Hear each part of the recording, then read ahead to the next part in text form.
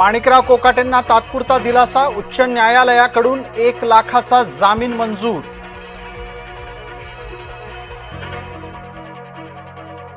कोकाटेंना अटकेपासून संरक्षण, मात्र शिक्षा कायम.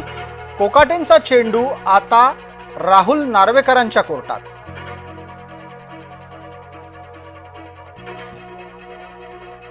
महानगरपालिका निवडणुकीच्या पूर्वी नेत्यांमध्ये रंगलं ट्विटर वॉर. शेलार आणि दानवे यांच्यात ट्विटर युद्ध.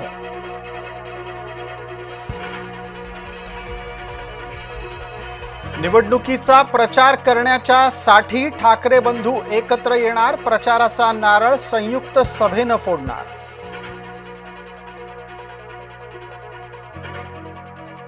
मुंबई महापालिकेसाठी भाजपाच्या कडूनही तयारी जोरात. निवडणुकीच्या साठी 20 जणांच्या चमूची नियुक्ती.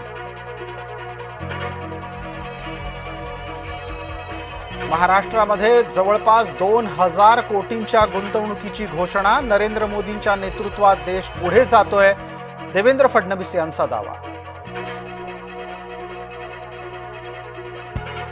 अनावधानानं का होईना पण देवेंद्र फडणवीस यांचा पंतप्रधान म्हणून उल्लेख.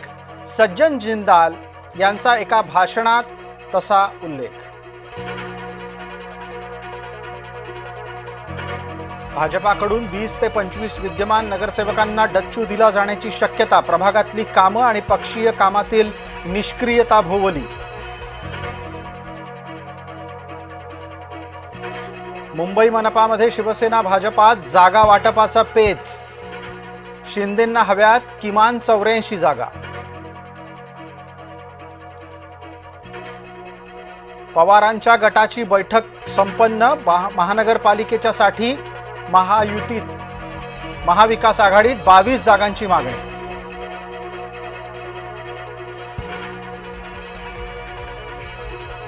लवकरच महायुतीच्या आणखी एका मंत्र्याचा राजीनामा होईल. एकनाथ शिंदेंच्या उल्लेखाशिवाय उद्धव ठाकरेंचं वक्तव्य.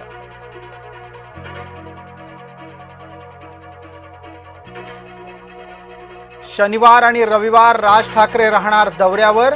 मुंबईतल्या पूर्व आणि पश्चिम उपनगरांमध्ये राज ठाकरेंचा दौरा.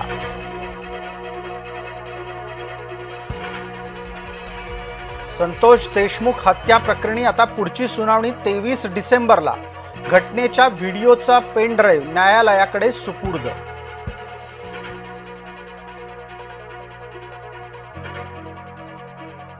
ठाकूरांच्या बहुजन विकास आघाडीला रोखण्यासाठी योगी आदित्यनाथ मैदानात उतरणार. वसई विरारमध्ये घेणार सभा.